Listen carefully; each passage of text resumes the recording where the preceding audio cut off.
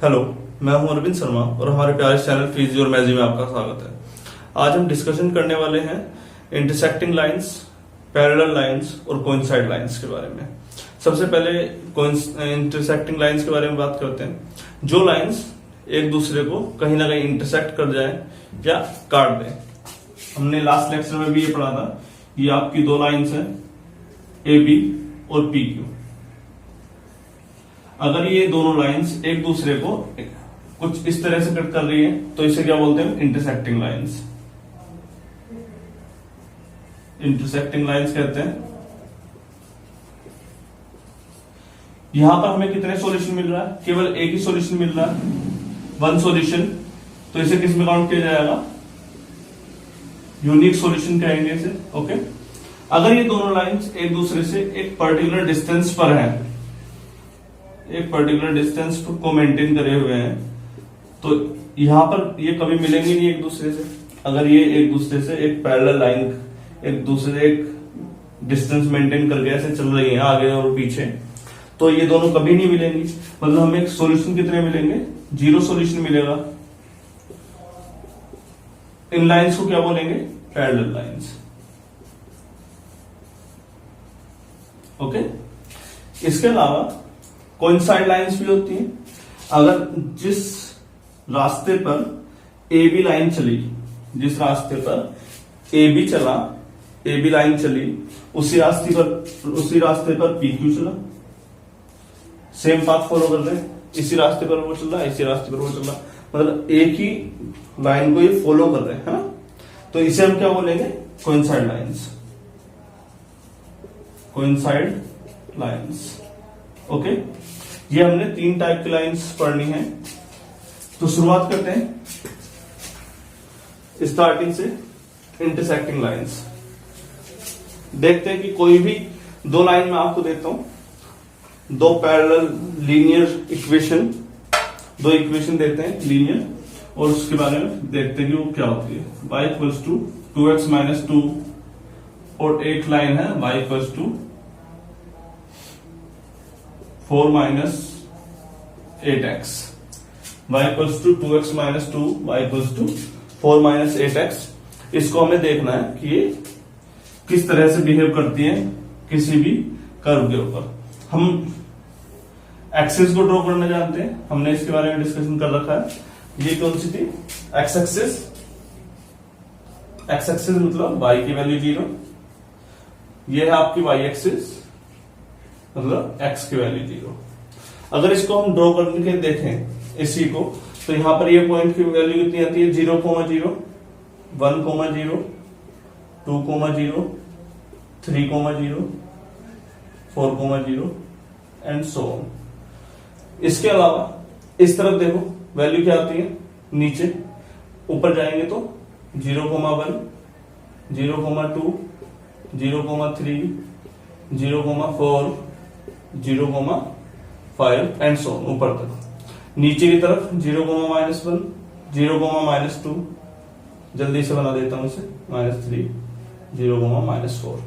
इस तरफ जाओ -1, 0, 2, 0, -3, 0 एंड सो ऑन। और जरूरत पड़ेगी तो हम भी बना लेंगे। ओके। अब इसके बाद हमें क्या करना है? ये देखना है कि ये कर्व इन एक्सिस पर कहां कहां लाई करता है। अब उस चीज को चेक करने के लिए हम क्या करते थे? पहले एक ब्लॉक बना लिया करते थे। ऐसे एक ब्लॉक बना लेना होता है, दो हिस्से में इस ब्लॉक को बांट लिया करते हैं, एक्स और ये वाई, एक्स और वाई। फिर क्या करते हैं? एक बार x की वैल्यू 0 रखेंगे, x की वैल्यू 0, x की वैल्यू मतलब इस लीनियर इक्वेशन में जहां पर x है वहां पर क्या रखना है? 0 रखो जल्दी से। y इक्वल्स टू 2 इंटू 0 -2, कितना आया? -2। y की वैल्यू आ गई आपकी -2। ये समझ में आ रहा है? जहां पर x है हमने x की जगह पर 0 रख दिया, तो क्या बचा? केवल आपको -2 बचा, तो y की वैल्यू आई आपकी -2। ओके। एक बार क्या रखना है? y की वैल्यू 0 रख दो, लो हमने यहां पर 0 रख दिया। 0 इक्वल्स टू 2x -2, ये इधर 0 आ जाएगा, ये 2 इधर जाएगा, 2 इक्वल्स टू 2 इंटू एक्स, ये मल्टीप्लाई में नीचे जाएगा तो डिवाइड में जाएगा, 2/2 इक्वल्स टू एक्स, एक्स की वैल्यू कितनी आ गई 1। ये बात समझ में आ रही है? ये 1 कैसे आया?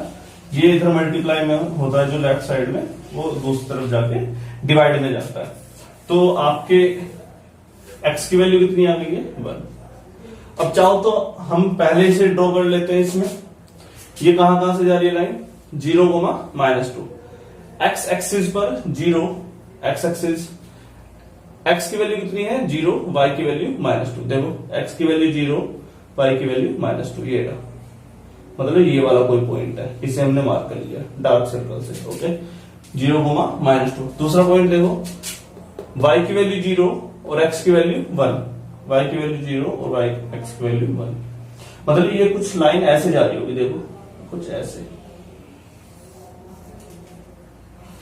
तो ये वाला कर्व जो आया, ये वाली लाइन किसकी आई है, y equals to 2x - 2। Okay, अब बात करेंगे हम किसकी, y इक्वल्स टू 4 - 8x की, y इक्वल्स टू 4 - 8x। चाहो तो यहीं बना लो ब्लॉक, या फिर यहां बना लेते हैं, चलो यहीं बना लेते हैं। ये हमने ब्लॉक बना लिया, ये x का, ये y का। ओके, अब क्या करना है, सबसे पहले x की वैल्यू 0 रखो, x की वैल्यू यहां पर 0 रख दी, 4 - 8x। यहां पर जब हम x की वैल्यू 0 रखेंगे, y इक्वल्स टू 4 - 8 इंटू 0 कितना आया 4, y की वैल्यू कितनी आ गई 4। लो, जब हम सेकंड केस में y की वैल्यू 0 रखेंगे तब क्या होगा, अब चलो यहां पर 0 रख देते हैं, y की जगह पर 0, 4 - 8 इंटू एक्स, यहां पर देखो 4 इधर आ जाएगा, 4 इक्वल्स टू -8x, -8 इधर आएगा, 4/-8 इक्वल्स टू एक्स। एक्स की वैल्यू कितनी आ गई यहां से, 4 × 2 = 8, 2 टाइम्स में कट रहा है, माइनस का 1/2। जब आपके x की वैल्यू 0 थी तो y की वैल्यू 4, जब आपके x की वैल्यू 0 थी तो y की वैल्यू 4, ये वाला एक पॉइंट हो गया। दूसरा पॉइंट क्या हुआ आपका, x की वैल्यू -2, -1/2, -1/2 मतलब ये वाला कोई पॉइंट, 0 से और -1 के बीच में कोई यहां पर पॉइंट होगा, वो x की वैल्यू और y की वैल्यू यहां पर कितनी है 0, तो ये वाले पॉइंट की वैल्यू कितनी हो जाएगी -1/2, 0। ये बात नोटिस करना है आप। इस वाले बिंदु को अगर आप देखोगे तो ये 0 से इधर है और 1 से इधर है, और 1/2 का मतलब आधा, 1/2 कितना होता है, आधा होता है, तो 1/2 पर अब एक लाइन ये जा रही होगी कुछ ऐसे, और ये कहीं जाके ऐसे, कहीं जाके यहां कहीं मिल जाएंगी, है ना, ये दिखाई दे रहा है, ये थोड़ा सा और नीचे जाएगा और यहां कहीं जाके ये दोनों लाइंस मिल जाएंगी, मतलब ये दोनों लाइंस जब ऐसे जा रही होगी, देखो ऐसे दिखाई दे रहा है, ये कहीं ना कहीं जाके ऐसे कट करेगी, और ये वाली लाइन का शार्प कर्व है तो ये ऐसे निकल जाएगी, और ये वाली लाइन का थोड़ा कर्व कम है, एंगल कम है, तो ये कैसे ऐसे, है ना, ऐसे एंगल का असर आ गया। देखो जो एक्स एक्सिस के साथ जिस एंगल पर ये हैं, वो एंगल ये वाला, देखो ये वाला φ1, ये φ2। अब आपको यहां से दिखाई दे रहा होगा जो φ2 है, ये एक्स एक्सिस के साथ एंगल थोड़ा कम है, मतलब ये कैसे जा रही होगी ऐसे, ये वाली कैसे जा रही होगी ऐसे, मतलब ये कहीं ना कहीं कटेंगी आपस में, एक जगह पर इंटरसेक्ट करेगी। इसे छोटा करके देखें तो कैसे जा रही होगी, ये देखो ये गई, और ये कुछ ऐसे, सॉरी हम इस द्वार से बनाते हैं ऐसे,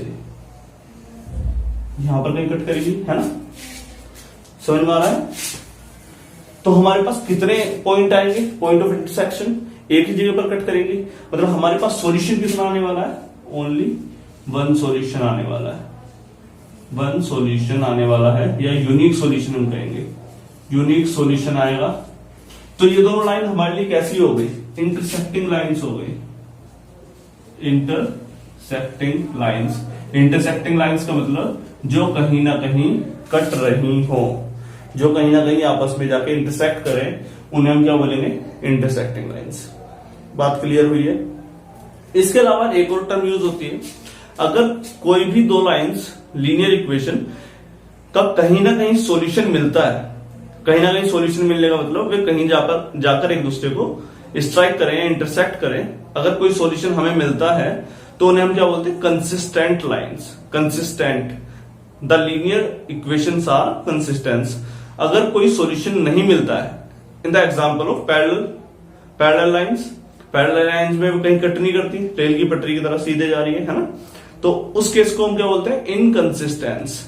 जहां पर वे दोनों का कोई भी सॉल्यूशन हमें नहीं मिलता, उन्हें इनकंसिस्टेंस, और जहां मिल जाता है उसे कंसिस्टेंट। ओके,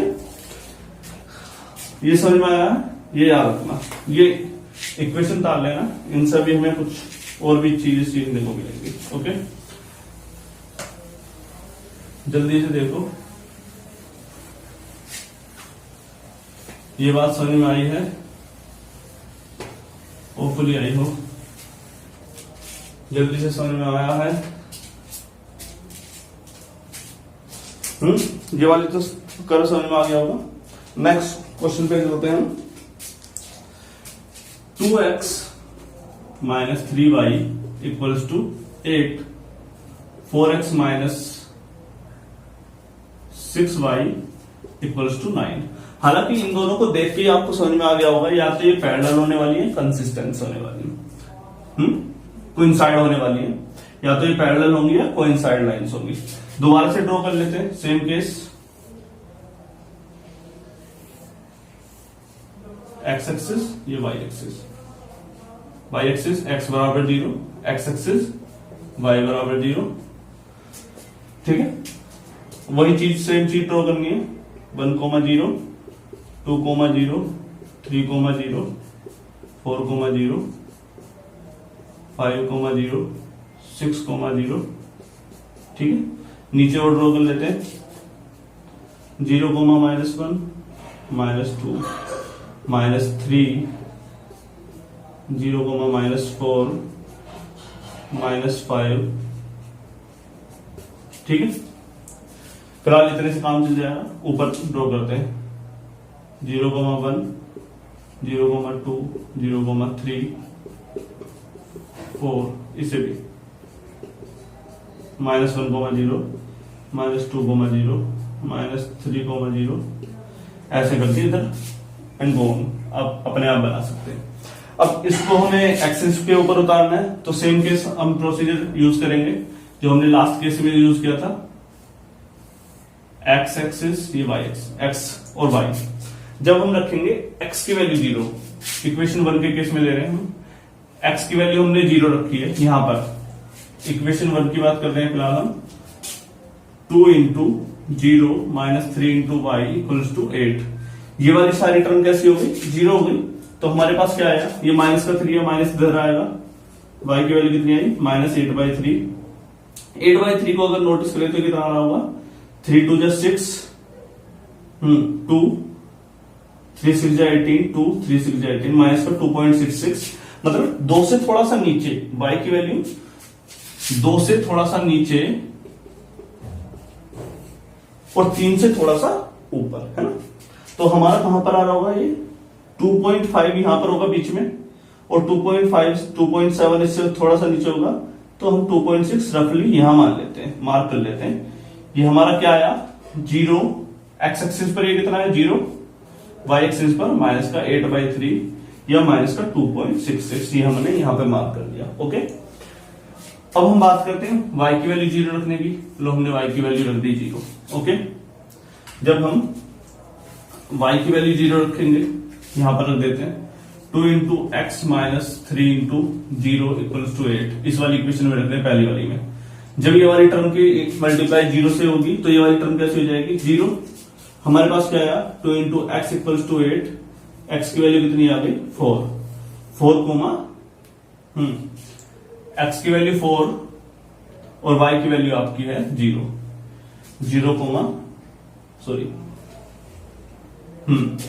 एक्स की वैल्यू 4 और y की वैल्यू 0। आपका ये दूसरा पॉइंट यहां मार्क कर लिया आपने, देखो 4, 0। अब इस चाहो तो अब इस लाइन को हम ड्रॉ करके देख सकते हैं, ड्रॉ कर लेते हैं। कैसे जा रहा है ये, ऐसे, ये लो, हमने ये ऐसे ड्रॉ भी कर दिया, ये लाइन कुछ ऐसे मूव ऑन कर दी है। ओके, ये हमने एक कर्व बना दिया। जो 0,-8/3 से जा रहा है और 4,0 से जा रही है। तो हमारे पहले वाले कर्व इक्वेशन का जो लीनियर इक्वेशन है उसका काम हो गया खत्म। अब बारी है दूसरे वाले की। अब हम दूसरे वाले के लिए ये काम करेंगे जो सेम वर्क है x, y इक्वेशन नंबर 2 के लिए। x की वैल्यू जल्दी से 0 रखो। x की वैल्यू 0 रखेंगे यहां पर। 4 into 0 -6 into Y equals to 9। ये वाली टर्म 0, तो y की वैल्यू कितनी आ गई 9/6। ठीक से देखा जाए तो 3 2 जा 3 3 जा 9 3 2 जा 6 माइनस का 1.5। y की वैल्यू आई है माइनस का 1.5। ओके, y की वैल्यू आई है माइनस का 1.5 और x की वैल्यू 0।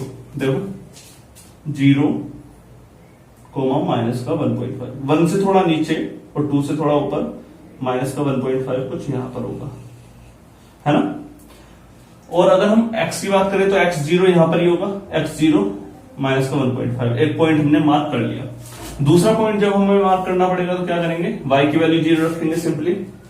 तो y की वैल्यू हम 0 रख देते हैं, यहां पर रखो 4 into X minus 6 into 0 equal to 9। यहां पर क्या है हमारा 4 into X equals to 9। X की वैल्यू कितनी आ गई 9/4। इसे बता सकते हो कितनी वैल्यू आ रही है 9/4। 4 2 जा 8.1, 4 2 जा 8 2 0.66 2.266 लगभग ये यहां आ रहा है 2.266। अब इसे ड्रॉ करके देखो कैसे जा रहा है। देखो कुछ ऐसे जा रहा है, दिखाई दे रहा है। ये कुछ ऐसे जा रहा है। ये वाली जो इक्वेशन है इसमें इसकी वैल्यू आई है 9/4 और 3/2। ठीक है, अब इसे अच्छे से ऑब्जर्व करो। ये वाली कर्व कौन सा है 4x minus 6y equals to 9। ये वाली कर्व कितनी है 2x minus 3y equals to 8। ये दोनों लाइन पैरेलल है। पैरेलल देखो, गैप ऑलवेज कांस्टेंट, इन दोनों के बीच में कांस्टेंट आ रहा है ना।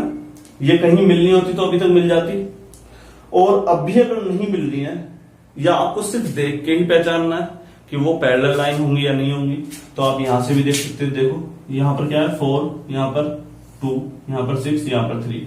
अगर आप चाहते हैं तो पहली वाली इक्वेशन में अगर हम 2 की मल्टीप्लाई करें, हम क्या करते हैं पहली वाली इक्वेशन में अगर हम 2 की मल्टीप्लाई करें तो देखो क्या आ रहा है 2 2 जा 4x माइनस 2 3 जा 6y इक्वल्स टू 8 2 जा 16। आपकी जो लेफ्ट साइड है, लेफ्ट साइड का मतलब x का कोफिशिएंट और y का कोफिशिएंट, वो पहली वाली इक्वेशन में दूसरी वाली इक्वेशन के इक्वल आ रहा है नहीं आ रहा। देखो चाहे आपका c जो है वो आपका अलग आ रहा हो, लेकिन x और y के जो कोफिशिएंट हैं वो इक्वेशन नंबर 2 के इक्वल आ रहे हैं। तो हमने यहां से क्या सीखा, ये सीखा कि अगर कोई दो लीनियर इक्वेशन है ना, कोई दो लीनियर इक्वेशन है, उसमें पहली लीनियर इक्वेशन है suppose a1x plus a2y plus c equals to 0 c1, और दूसरी linear equation a2x plus a2y a1, यहां पे b1 लिख देते हैं। Okay, a2x plus b2y plus c2 equals to 0। अगर ये दोनों लाइंस पैरेलल होंगी तो उस केस में a1 अपॉन a2 जो इक्वल आएगा b1 अपॉन b2 के, लेकिन इक्वल अनइक्वल होगा c1 अपॉन c2 के, वो कि जो हमें यहां पर दिखाई दे रहा है। देखो c1 और c2 की वैल्यू अलग अलग है, ये 9 है ये 16 है, दोनों अलग अलग है। लेकिन अगर हम a और b की वैल्यू देखें वो आपकी कैसी आ रही है, इक्वल आ रही है। ओके, ये बात हमें समझ में आई है, इसको भी हम देखेंगे। नेक्स्ट क्वेश्चन पे हम चलते हैं। ओके, ये क्वेश्चन होपफुली आपको समझ में आया होगा या नहीं आया। पैरेलल लाइन पे एक क्वेश्चन बहुत सिंपल था, तरीका हमारा सेम है। अभी हम जियोग्राफिकल मेथड से कर रहे हैं, नेक्स्ट क्लास में हम सब्स्टिट्यूशनल मेथड से करेंगे। हम जो अपना नेक्स्ट क्वेश्चन लेने वाले हैं वो क्या है 4/3x plus 2y equals to 8, 2x plus 3y equals to 12। क्योंकि ये हमें 3 ओड सा लग रहा है तो हम क्या करेंगे, 3 की मल्टीप्लाई कर देते हैं। 3 की जब मल्टीप्लाई करेंगे तो 3 से इसमें कट जाएगा, प्लस 3 2 जा 6y इक्वल्स टू 3 8 जा 24। ठीक है, दूसरी इक्वेशन क्या है हमारे पास, 2x plus 3y equals to 12। आप चाहो, अब आपको ड्रॉ करने में तो कोई इश्यू आ नहीं रहा होगा कि ये x एक्सिस है, ये y एक्सिस है, y पे x बराबर 0, इस x एक्सिस पे y बराबर 0, तो कहां पर 1, 0, 2, 0, 3, 0 या 0, 1 ये सब हमें लेना है। ये तो कोई प्रॉब्लम नहीं आ रही होगी, ये तो आप कर लोगे। तो हम सीधे सीधे ब्लॉक बनाना शुरू कर देंगे। ओके, x और y, जब हम क्या करेंगे, x की वैल्यू 0 रखते हैं पहले केस में, x की वैल्यू 0, यहां पर हमने 0 रख दिया, 4 into 0 plus 6 into Y equals to 24। यहां पर y की वैल्यू कितनी आ गई आपकी, 4, यहां पर y की वैल्यू कितनी आ गई, 4। जब हम y की वैल्यू 0 रखेंगे, 4 into X plus 6 into 0 equals to 24, तो ये वाली टर्म कैसी होगी आपकी 0। उस केस में x कितना आ गया आपका, 6। जब आपने y की वैल्यू 0 रखी तो x कितना आया, 6। अगर हम इसे ड्रॉ करने की कोशिश करें कि जब x की वैल्यू 4 है और y की वैल्यू 0, 0,1, 0,2, 0,3 और 0,4, इस केस में x की वैल्यू कितनी है, 0, और y की वैल्यू कितनी है, 4।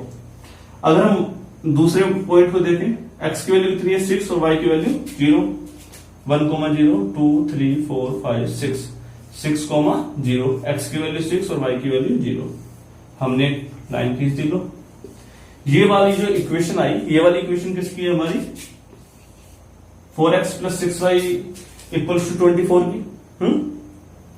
अगर हम दूसरी वाली इक्वेशन को देखें, हम अपनी 2x plus 3y equals to 12, जब हम x की वैल्यू 0 रखेंगे, x की वैल्यू कितनी रखने हैं, 0, यहां पर रख देते हैं, x की वैल्यू यहां पर 0 रखो, 2 into 0 plus 3 into Y equals to 12, यहां पर ये वाली टर्म कैसी होगी, 0, 3 into Y equals to 12, y की वैल्यू 4, x की वैल्यू 0 तो y की वैल्यू 4।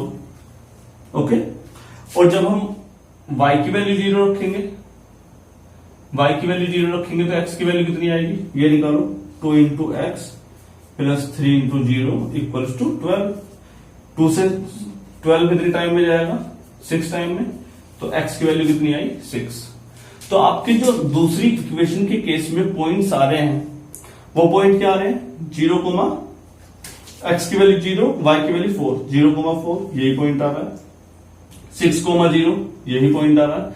मतलब जिस पाथ पर आपकी पहली वाली इक्वेशन गई थी, उसी पाथ को ये सेकंड वाली इक्वेशन भी फॉलो कर रही है। दोनों सेम ही पाथ से जा रहे हैं, है ना। और जब दोनों सेम पाथ से जा रहे हैं तो दोनों कैसी होगी, कोइंसाइड लाइंस हो गई, है ना।